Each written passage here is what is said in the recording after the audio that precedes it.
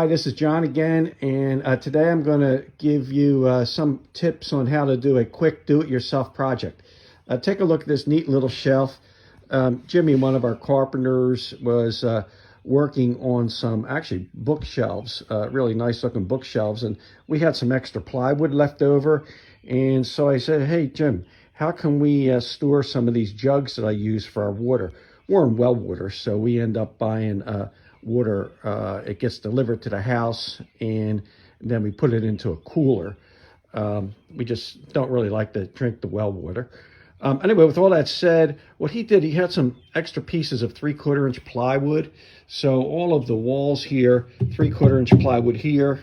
In the far back, we had an extra piece of 1/4 inch plywood. We used it in the back because it's really not for structure in the back. It's just to give us a back and help hold the whole unit together. This again is some parts of the 3/4 inch plywood. He just ripped it down so he gave us a ledge. And take a quick look at this. Everything was put together with screws. It's a good way to put together really anything because the screws hold very tight. Here's a tip just a carpenter would use.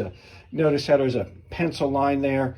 What Jimmy was doing was making sure that when he drilled the screws down that he was able to catch the plywood on the bottom. You notice how we have dividers on the bottom. The purpose of this divider here is just to give structure to the shelf up above it. We have one over there too. I don't believe that the 3/4 inch plywood, if we just free spanned it without those dividers underneath it, that it would hold the weight. It would begin to sag. You have to think, these 5-gallon jugs, they weigh about 40 pounds each.